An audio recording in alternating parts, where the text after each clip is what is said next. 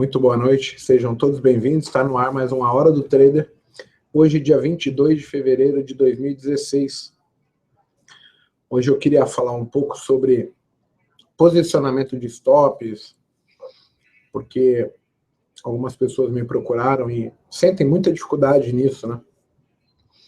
E queria saber de vocês, primeiramente, vocês estão me ouvindo bem? Estão me vendo bem? É a dúvida de vocês também, a relação de onde colocar stop? Sabem colocar verdadeiramente um bom stop ou não? Sejam todos bem-vindos aí.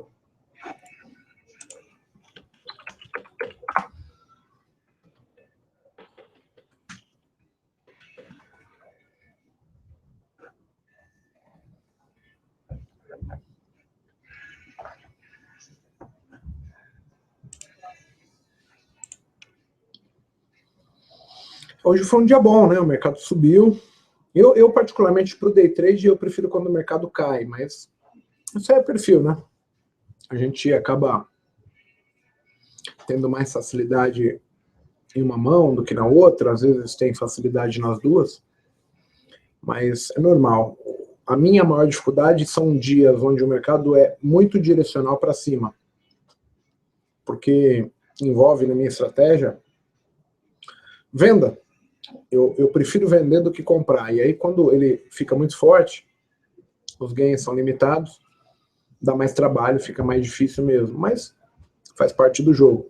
Se fosse só facilidade, a gente não estaria aqui, né? Eu ia estar Cancún, Bahamas, na rede, olhando o mar, azulzinho, tudo bom. Mas isso é a parte que o mercado ele fornece exatamente essa dificuldade para você ou superar, aprender a lidar com ela, ou até mesmo tropeçar e encontrar seu ponto de dificuldade, perder algum tempo ali matutando para tentar superar essa dificuldade, tá certo? Bem, então o que vocês acham do tema aí de posicionamento de stops? Porque, ao meu ver, a grande maioria não sabe nem onde colocar um stop, né? Não sabe, muitas vezes, separar o que seria um trade bom, e aí o cara acaba falando que o índice violinou, a Petrobras violinou, o mercado violinou. Isso é apenas uma boa desculpa para falar que você não soube preencher o stop corretamente e que acaba que fica mais complicado mesmo, né?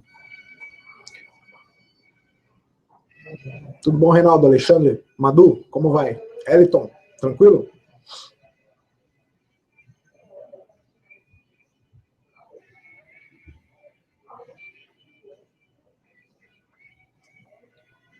Bem,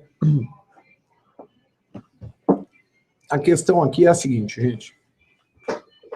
Quando a gente pensa em posicionamento de stop, a gente tem algumas regras a seguir, né? Então não adianta a gente falar para você assim, ó, você tem que usar stops grandes, stops pequenos, porque tudo envolve uma série de... Como que eu vou usar a palavra?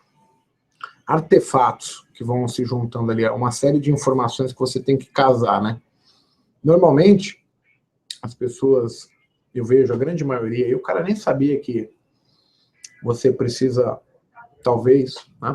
Eu faço assim, diluir lote, fazer gerenciamento de risco, não somente gráfico, mas em cima do tamanho da sua mão.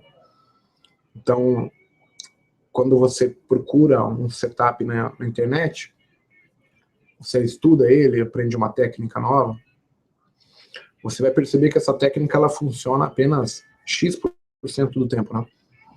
E sim, se ela for uma operação, uma estratégia, um setup ganhador, mesmo com isso, você vai poder obter sucesso.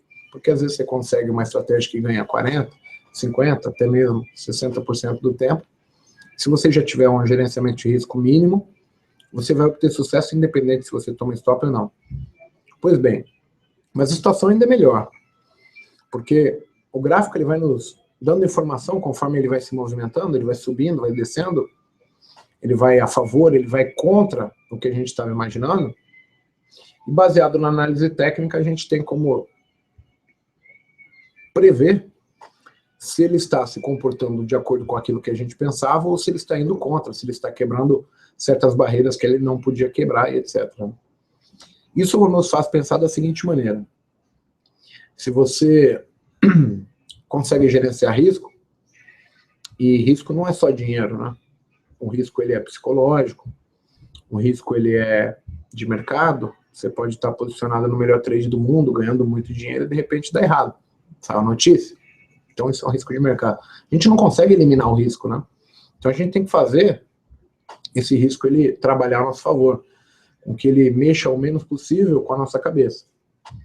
Então, quando eu parti para essa ideia, quando eu sentia muita dificuldade, apenas 3-1, 4-1, 5-1, cheguei a fazer muitas dessas, eu comecei assim, para mim transformar meu risco, eu precisava diminuir o tamanho da mão, e aí, como eu falei, quando você usa análise técnica, você tem que entender algumas partes. Então, assim, quando quebra determinado suporte, ele vai buscar o outro suporte de um outro tempo gráfico, quando ele quebra uma resistência, quando ele rompe um topo, rompe um fundo.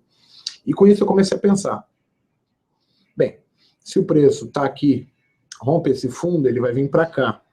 Com ele sugerindo vir para cá, eu tenho a expectativa que o mercado está indo de acordo com o que eu pensava. Ele está entrando em tendência, porque ele está rompendo o fundo, rompendo o topo, e com isso eu também posso aumentar minha mão, porque a probabilidade de eu estar certo, ela está cada vez maior, porque eu entrei, o preço está andando, respeitou aquilo que eu imaginava e começa a dar sinais dizendo, olha, você está certo, o mercado começa a cair, você está vendido, o mercado começa a subir, você está comprado. Conforme você recebe esse tipo de informação, você tem condição de alocar mais dinheiro ou retirar o dinheiro do jogo, e isso a gente vai falar em tamanho de lote, né? Então, quando a gente está falando essa operando ação, você pode entrar com 500, aumentar para 1.000, aumentar para 2, para 4, de acordo com o tamanho do alvo e com a intensidade que o movimento vai decorrendo a favor daquilo que você estava imaginando. Agora, disso nada adianta você saber de tudo isso, se você não souber colocar o bendito stop. Porque normalmente as pessoas têm a grande dificuldade, que é a seguinte, a maioria das pessoas, eu sabia que o mercado ia cair, ele foi lá, me estopou e voltou.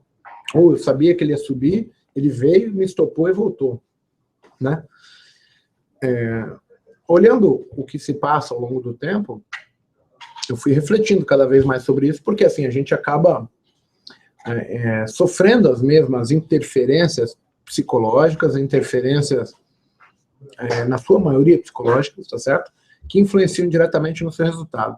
Costumo falar que você está, isso aqui, né, a pontinha da unha, entre ganhar e perder. Tão singelo a diferença entre ser ganhador e ser um perdedor, que a gente acha que está muito distante, mas na verdade não é. São pequenas atitudes, pequenas mudanças de característica, mudanças de performar aquele trade que você estava objetivando, que acaba que você entra num estado de espírito onde a carga negativa influencia demais o seu resultado, o teu pessimismo, o teu desempenho negativo, da mesma maneira como as atitudes corretas, elas vão proporcionar que você se destaque positivamente, porque se torna mais fácil.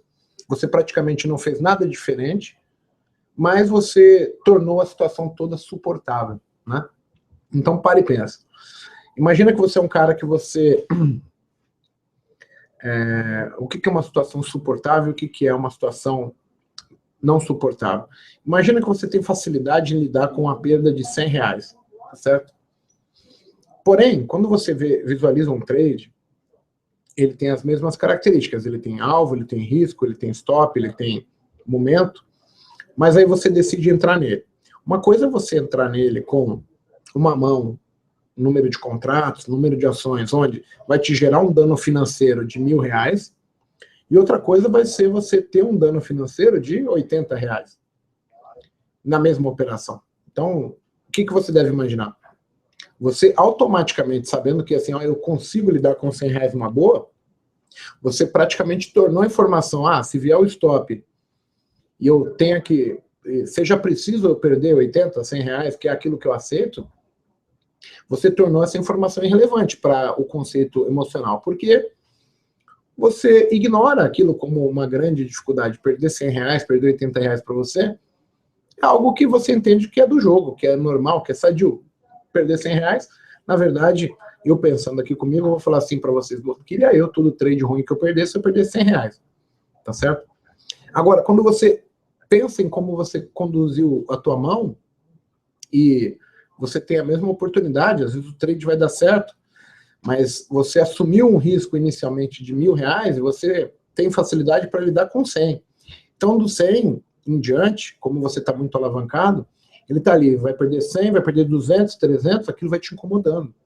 Ele vai te pressionando, ele vai mexendo com o teu psicológico, mexendo com a tua autoestima, e é muito capaz que você, em determinado momento, apenas perdendo 700, 600, 800 reais, não sendo atingido o stop, mexa na sua mão, largue ela e depois você ainda acabe vendo o mercado e a favor daquilo que você imaginava.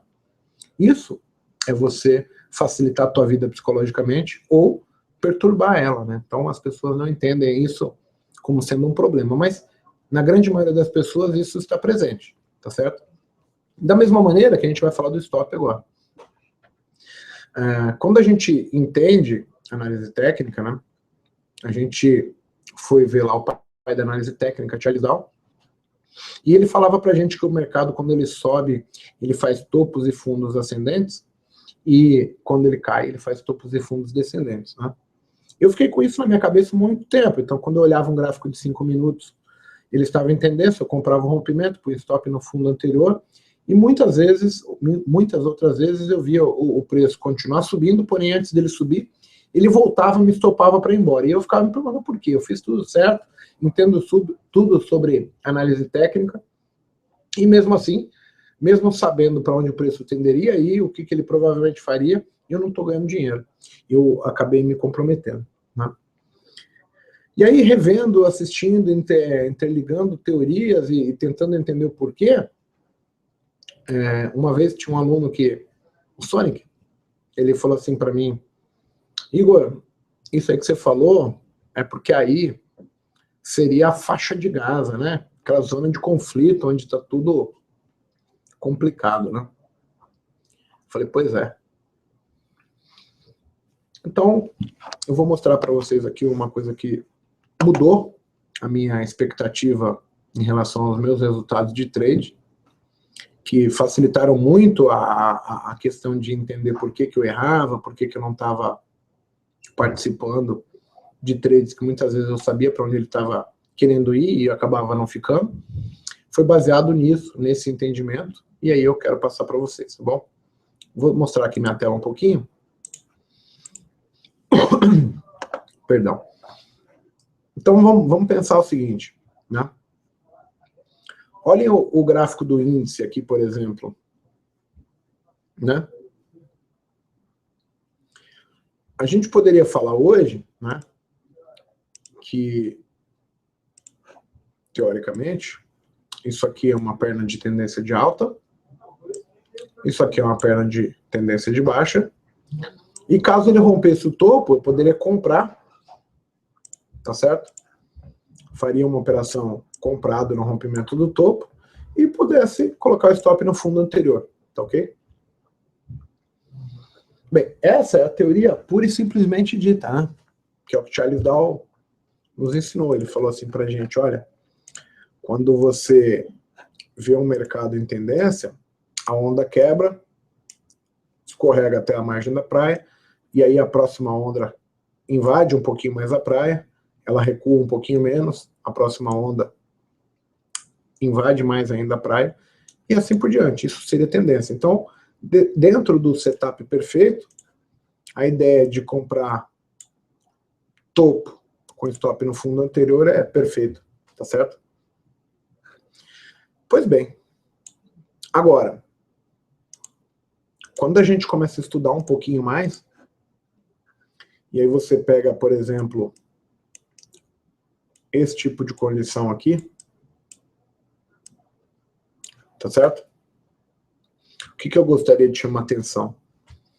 Foi algo que, quando eu entendi, né, eu descobri por que eu tomava muitas vezes stops que eu considerava violinada baseado nisso, né? Então, a regra é bem simples. Você olha, você olhou o gráfico parado, você fala, olha, se eu comprar aqui e colocar stop aqui, eu ganho dinheiro. Se eu colocar compra aqui, com stop aqui, eu também ganho dinheiro. Então, eu vou comprar aqui que eu vou ganhar dinheiro.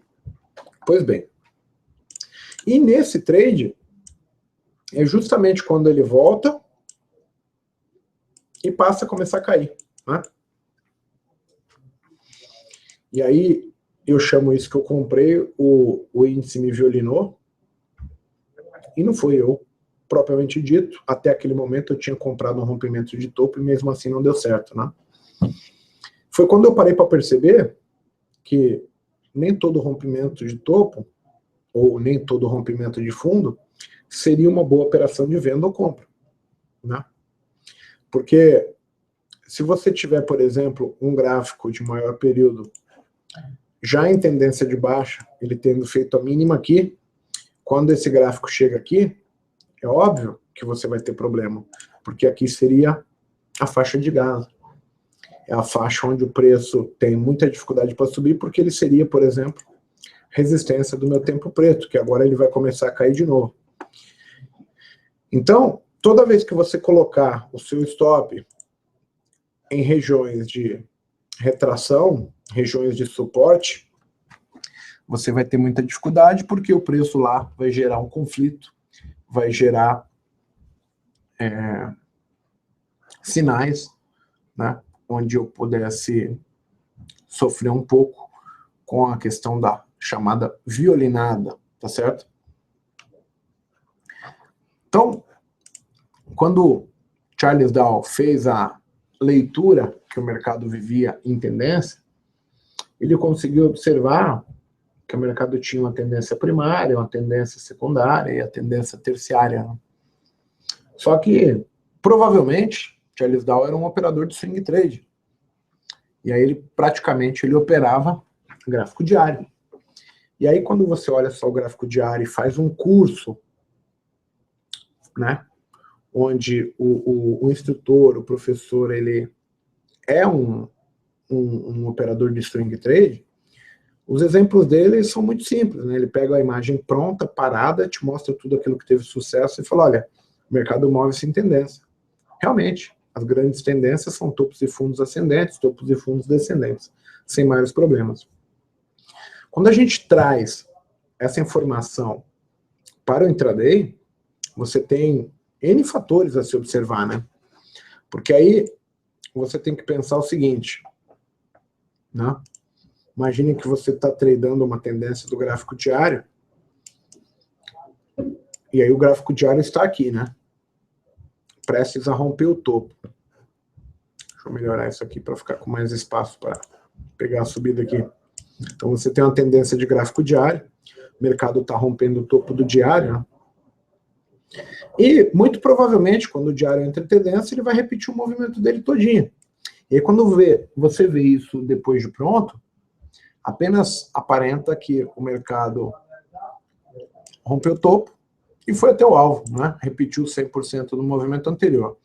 Quando visto isso pelo intraday, a gente tem que entender que para que as pernas do gráfico diário seja formada, ou a perna de correção, ou a perna de tendência, existem tempos gráficos onde vão estar em tendência e eles também vão ter as suas resistências, onde o preço atinge seu alvo, retrai o movimento na retração, retrai 50%, retrai 61,8%, 78,6%, é devido a essa tendência dos tempos menores.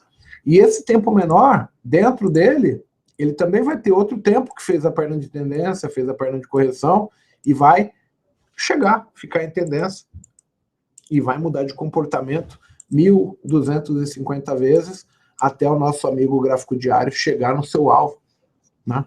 Então, quantas mudanças de direção você vai ter dentro disso? E aí, quando você trouxe para o intraday, trouxe isso para o mundo day trade, você vai perceber que o movimento de diário, ele é muito simples. Você compra o rompimento e vai embora, né? Agora, uma coisa é você pegar o início do movimento, como a gente riscou aqui, onde provavelmente você vai ter um tempo menor, né? Iniciando o movimento junto com o seu diário, e aí aquilo gera uma certa força, o gráfico diário vai andar, vai continuar o movimento, vai dar uma bela puxada, só que no outro dia ele vai lembrar, olha, o 15 minutos já fez 3, 4, 5 ondas para cima, talvez seja a hora desses 15 minutos fazer um ABC, testar o fundo de 60 minutos, e aí ele vai encontrar problemas na retração, no suporte, mas os 60 minutos ainda assim estaria em tendência de alta, ele vai fazer perna 1 para cima, perna 2 para baixo, e ele agora, junto com o gráfico de 15 e o gráfico diário, vão dar novamente força para o nosso amigo gráfico diário, para voltar a subir, e aí quando eles se realinham de novo, você tem aquela lupa, onde o gráfico diário ganha força de novo para chegar até o alvo dele. Então, cada vez que esse tempo corrige e sobe, é um pega para capar. E aí, com essa informação, a gente consegue ver que, mesmo dentro de uma tendência pura de alta, que seria, por exemplo, o gráfico diário fazendo topos e fundos ascendentes, você ainda tem, olhando isso, rompimentos de fundo, por exemplo. 15 minutos, dá uma rompida de fundo em determinado momento, mas é só para fazer ele a correção, e aí ele retoma para chegar lá. É que a gente não tem essa percepção. Tá ok? Então, o que acontece? Né? Com essa informação, gente, quem trouxe para a gente foi Elliott. Né?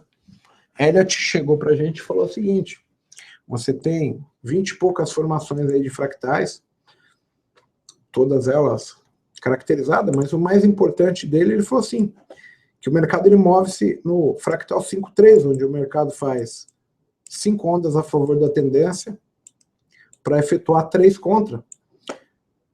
Cada vez que o mercado se move assim, ele inicia um novo ciclo e vai repetir com 5 ondas para cima novamente para fazer 3 contra. E isso nos tempos maiores vai ser visto como perna 1, perna 2 e perna 3. Então, o que acontece? Né? Na teoria, o mercado move-se 100%, o mercado move-se, retrai 60%. Né? Agora, quando a gente desce os tempos ali para 1 minuto, para 5 minutos, muitas das vezes, o fractal 5-3, ele é montado assim, né? Você tem perna 1, perna 2, uma perna 3 aqui, aí ele faz A, B e C. Bem curtinha a C. E aí ele já retoma aqui. De novo, né? E aí sempre que ele vai dar uma venda aqui, ele faz uma pernazinha bem curtinha. E aí quando a gente vê no tempo pequeno, a gente faz o que aqui? Faz uma venda. Porque caracteristicamente falando, nós tínhamos visto perna de tendência, perna de correção, rompimento de fundo. A gente, sim, estávamos vendendo tendência de baixo. Porém, não olhamos o tempo maior. O tempo maior que estava ele com perna ascendente, perna descendente, e aí você estava fazendo o quê? Você estava vendendo suporte do verde. Por isso que gera a violinada, por isso que você diz que o mercado te sacaneou. Mas se você tivesse observado o ponto de verde, você ia falar, olha, tendência primária é de alta, tá certo? E eu não vou vender porque verde está no suporte, aqui eu só vou esperar a mudança. E aí, sendo otimista, você vai pensar agora em sempre operar a favor da tendência primária. O que seria isso? Olhar todos os tempos gráficos, olhar qual tempo está em tendência, e não somente ficar focado no tempo onde o movimento é do tempo menor. Então, você vai evitar vender, né, contra o tempo menor. Que esse tempo menor vai mudar com muito mais facilidade dentro de uma tendência primária de alta. Tá ok? A regra maior não vai ser vender tendência ou comprar suporte, nada disso. Vai ser observar qual a relação entre esse cara vermelho e azul.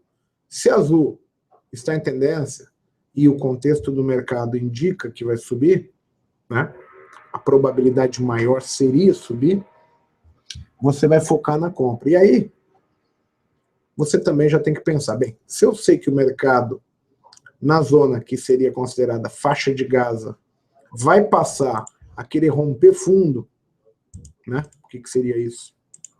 Eu estou de olho numa compra, porque o mercado, teoricamente, vai repetir esse movimento. Mas eu entendo que na zona onde o mercado vai fazer a chamada faixa de Gaza, é provável que ele faça um rompimento de fundo falso. Então, eu passo a querer parar de operar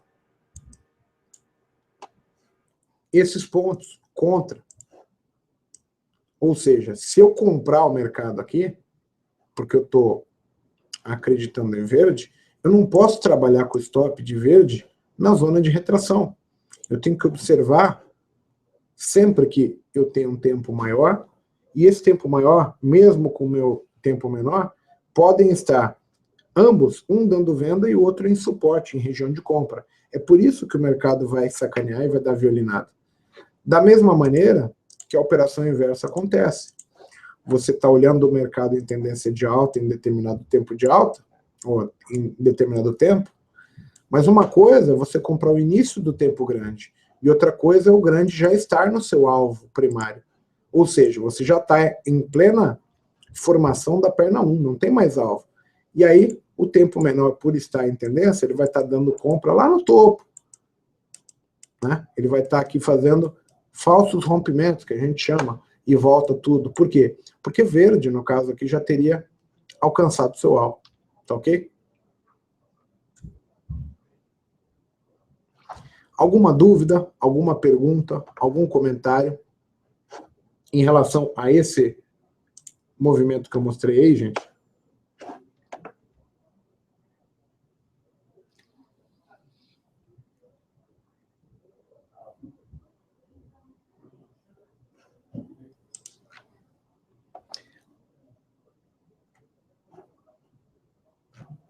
De verdade, não é bem assim, né?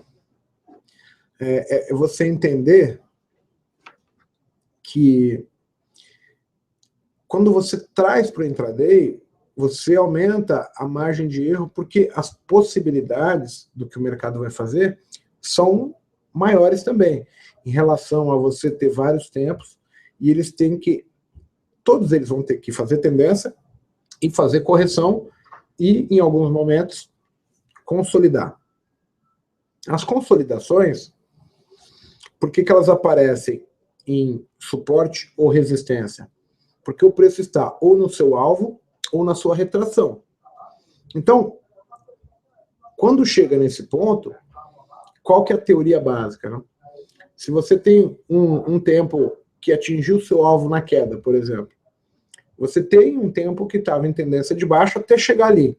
Quando chega ali, aquele tempo que atingiu a sua perna de baixa por completo, ele precisa, em algum momento, brigar para gerar uma certa força para que ele agora faça não a perna de tendência de baixa, mas a perna da correção de tendência. E aí vai ter a mudança de comportamento, onde aquele tempo que derrubava para que a perna de tendência de baixa fosse concretizada, passe agora a comprar para fazer a perna de correção. Então eu costumo dizer que para que você tenha uma perna de tendência, você tem um tempo específico em tendência de alta, tá certo? Então, por exemplo, se a gente volta para o gráfico hoje, pega o exemplo do índice, que ele praticamente só subiu, né? A gente consegue ver isso que eu falei. Então, por exemplo, você pega esse movimento dos 60 minutos e fala assim, olha, eu acho que o índice vai fazer 100% desse movimento. Foi o que aconteceu, tá certo? Mas qual que é a regra geral? Você vai perceber que para que ele chegasse do fundo e fizesse a perna da tendência, ou seja, você só tem a perna 1 para cima, uma 2 para baixo, e ele, teoricamente, no gráfico, você vai entender que ele fez a 3. Mas dentro disso, é possível olhar e verificar que quando ele começa a subir, ele já tinha tendência de alta, e aí ele faz continuidade de tendência o tempo todo, ó, até chegar lá. Então, existiu um tempo que estava em tendência. Então, você vai ter que pensar o quê? Da mesma maneira, o tempo que faz subir, ele vai fazer cair, né? Então, quando você tem aqui embaixo, por exemplo, a tendência bem definida do tempo que está indo, ó,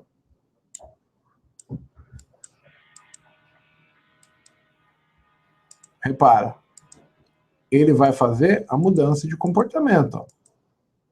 E só volta a subir quando ele também muda o comportamento. E aí você passou a ter a mudança de comportamento. Ou seja, para que você tenha uma perna de alta, tem que ter uma tendência de alta.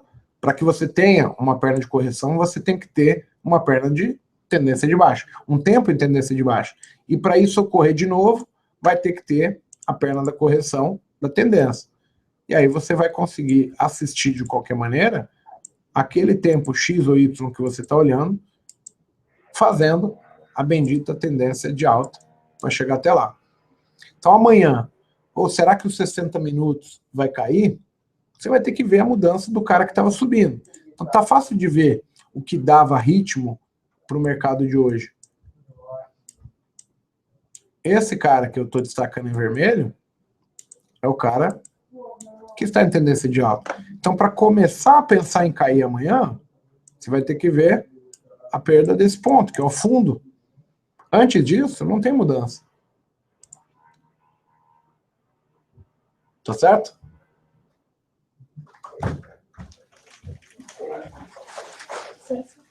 Então, nesse sentido, gente, o entendimento disso é, por exemplo, reparem aqui, ó, nós temos um rompimento de fundo no 780 e a mínima é no 590. Chegou a dar 190 pontos. Agora, você poderia ter muito menos alvo, porque ele estava numa região de suporte, na retração do preço, e aí não se torna interessante iniciar a venda no suporte, porque a probabilidade é que ele voltasse a favor da tendência primária. Então, como primária, você já sabia que era perna 1 e aqui é uma 2. Então, iniciar a venda sabendo que o preço está no suporte é ruim. É muito mais simples você pensar na compra e tirar o teu stop da região problema, que seria a região faixa de Gaza. Tá certo? Onde você vai ter tempo sim caindo, mas vai ter outros tempos que vão tentar subir. E isso vai acabar atrapalhando bastante o nosso desempenho. Porque você mesmo sabendo que ia subir, olhando talvez um tempo gráfico menor, você queira a passar a ficar vendido e de repente não tem mais, depois que você toma um stop 2, ou até mesmo o mercado acabou subindo bastante, você ficar para fora da operação por detalhe, tá ok?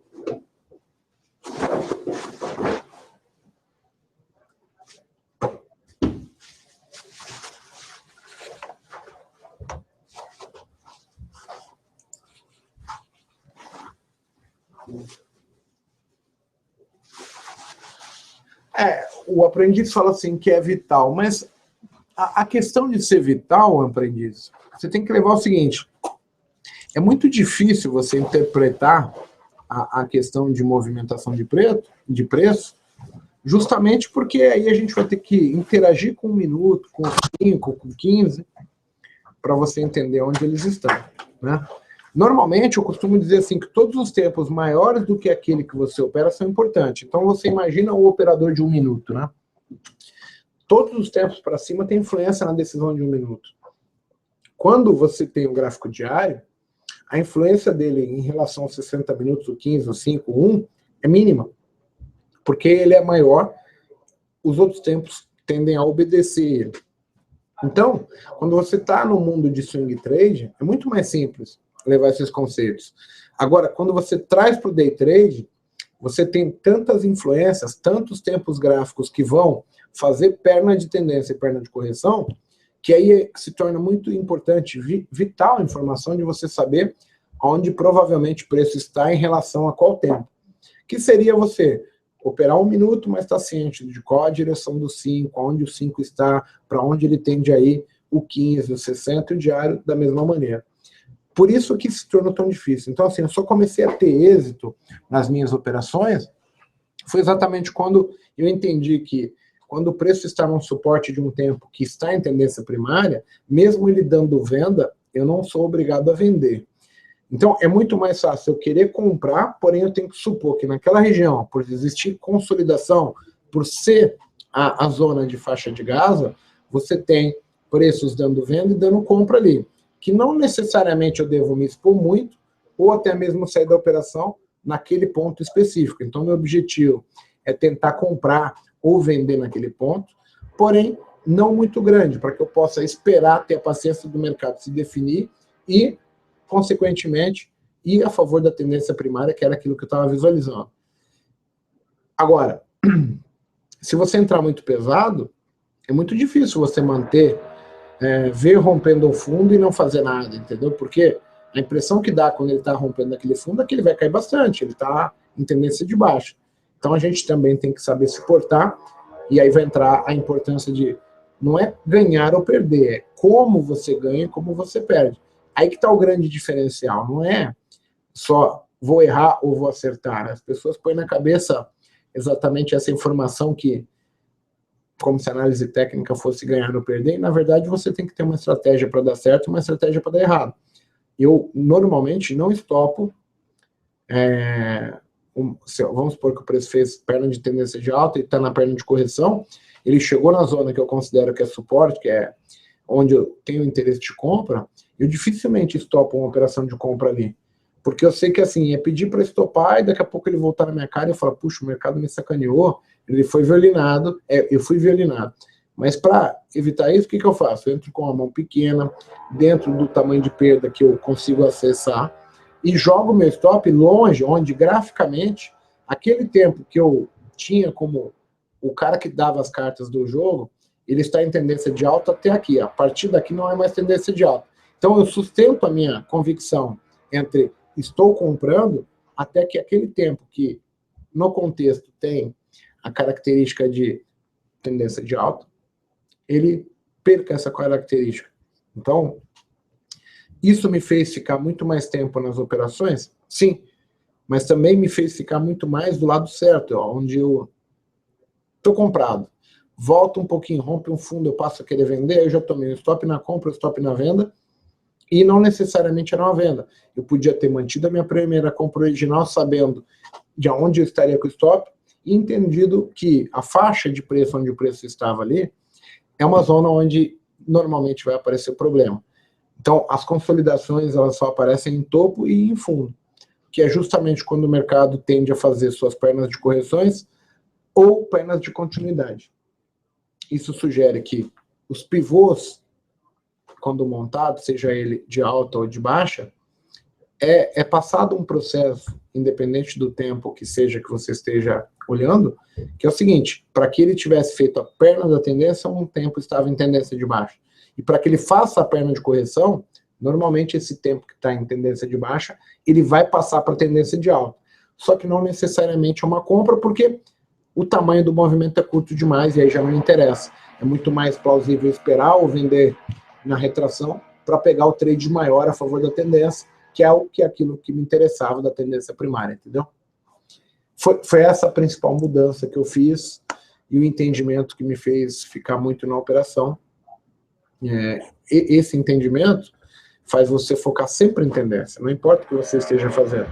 Só que você dá valor para aquela que você acredita que vai acontecer e ignora aquela que você acha que está sendo em cima de um suporte, que é aquela provável, onde vai aparecer o sinal falso, a violinada em si, tá ok?